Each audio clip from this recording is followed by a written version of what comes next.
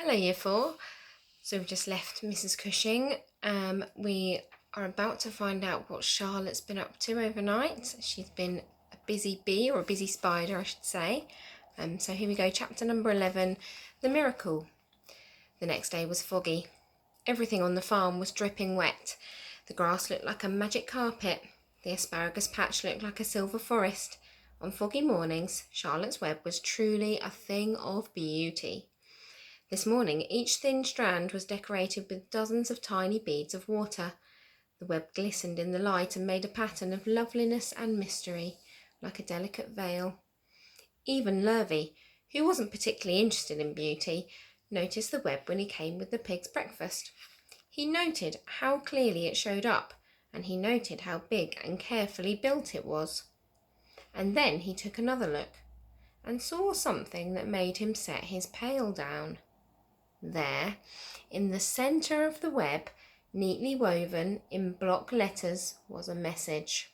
It said, "Some pig."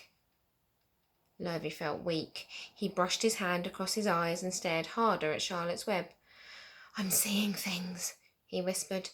He dropped to his knees and uttered a short prayer. Then, forgetting all about Wilbur's breakfast, he walked back to the house and called Mr. Zuckerman. "Here you go, some pig." "I think you'd better come down to the pig pen," he said. "What's the trouble?" asked Mr. Zuckerman. "Anything wrong with the pig?" "No, not exactly," said Lurvy. "Come and see for yourself." The two men walked silently down to Wilbur's yard. Lurvy pointed to the spider's web. "Do you see what I see?" he asked. Zuckerman stared at the writing on the web.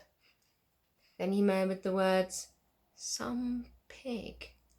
Then he looked at Lurvy, and they both began to tremble. Charlotte, sleepy after her night's exertions, smiled as she watched. Wilbur came and stood directly under the web. "Some pig," muttered Lurvy in a low voice. "Some pig," whispered Mr. Zuckerman. They stared and stared for a long time at Wilbur. Then they stared at Charlotte. "You don't suppose that spider—" began Mr. Zuckerman, but he shook his head and didn't finish the sentence. Instead, he walked solemnly back up to the house and spoke to his wife. "Edith, something has happened," he said in a weak voice. He went into the living room and sat down, and Mrs. Zuckerman followed. "I've got something to tell you, Edith," he said. "You better sit down."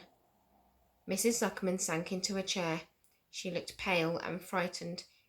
"Edith," he said, trying to keep his voice steady, "I think you had best be told that we have a very unusual pig." A look of complete bewilderment came over Mrs. Zuckerman's face. "Homer Zuckerman, what in the world are you talking about?" she said.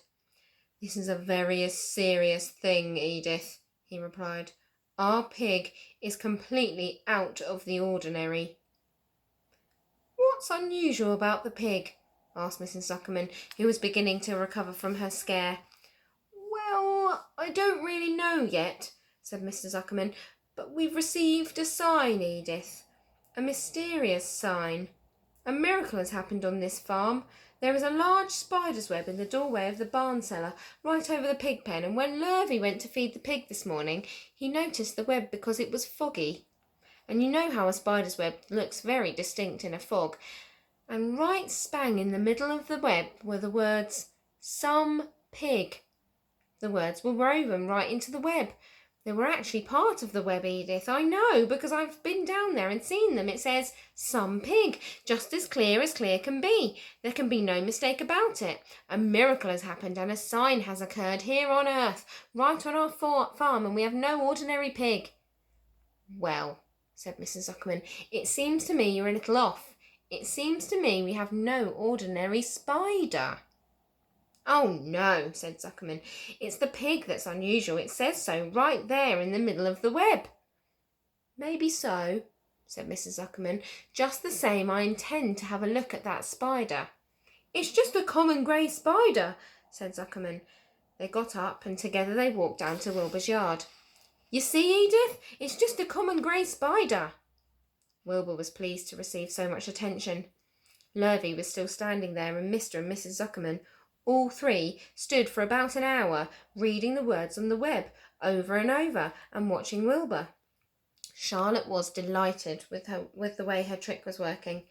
She sat without moving a muscle and listened to the conversation of the people. When a small fly blundered into the web just beyond the word pig, Charlotte dropped quickly down, rolled the fly up, and carried it out of the way. After a while the fog lifted, the web dried off, and the words didn't show up so plainly. The Zuckermans and Lurvy walked back to the house. Just before they left the pig pen, Mr. Zuckerman took one last look at Wilbur. "You know," he said in an important voice, "I thought all along that the pig of ours was an extra good one. He's a solid pig. That pig is as solid as they come. You notice how solid he is around the shoulders, Lurvy?" Sure I do," said Lurvy. "I've always noticed that pig. He's quite a pig." "He's long and he's smooth," said Zuckerman. "That's right," agreed Lurvy. "He's as smooth as they come. He's some pig." When Mr. Zuckerman got back to the house, he took off his work clothes and he put on his best suit. Then he got into his car and drove to the minister's house. He stayed there for an hour and explained to the minister that a miracle had happened on the farm. "So far," said Zuckerman, "only 4 people have seen this miracle on it and the whole of the earth. Myself, my wife Edith, my hired man Lurvy, and you." "Don't tell anybody else," said the minister. "We don't know what it means yet, but perhaps if I give thought to it, I can explain it in my sermon next Sunday. There can be no doubt that you have a most unusual pig. I intend to speak about it in my sermon and point out the fact that this community has been visited with a wondrous animal. By the way, does the pig have a name?" "Why, yes," said Mr. Zuckerman. "My little niece calls him Wilbur. She's rather a strange child, full of notions. She raised the pig on a bottle, and I bought him from her when he was a month old." He shook hands with the minister and left. Secrets are hard to keep. Long before Sunday came, the news spread all over the county. Everybody knew that a sign had appeared in a spider's web on the Zuckerman place. Everybody knew that the Zuckermans had a wondrous pig. People came from miles around to look at Wilbur and to read the words on Charlotte's web. The Zuckermans' driveway was full of cars and trucks from morning till night. Fords and Chevys and Buick Raidmasters and GMC pickups and Plymouths and Studebakers and Packards and DeSotos with gyromatic transmissions and Oldsmobiles with rocket engines and Jeep station wagons and Pontiacs. The news of the wonderful pig spread clear up to the hills, and farmers came rattling down in buggies and buckboards to stand hour after hour at Wilbur's pen, admiring the miraculous animal. All said they'd never seen such a pig before in their lives.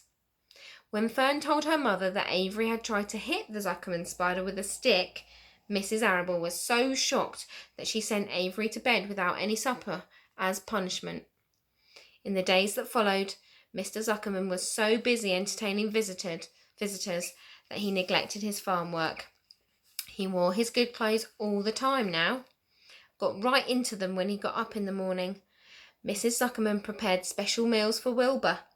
Lurvy shaved and got a haircut, and his principal farm duty was to feed the pig while people looked on.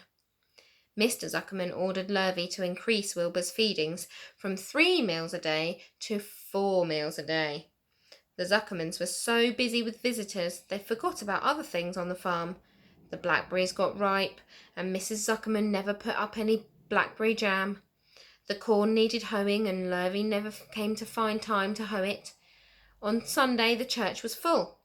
The minister explained the miracle. He said that the words on the spider's web proved that human beings must always be on the watch for comings of wonders. All in all, the Zuckerman's pig pen was the centre of attraction. Fern was happy, for she felt that Charlotte's trick was working and that Wilbur's life would be saved. But she found that the barn was not nearly so pleasant. Too many people. She liked it better when she could be all alone with her friends, the animals. I really hope Charlotte's plan works. Let's see what happens in the next chapter. Bye, Year 4.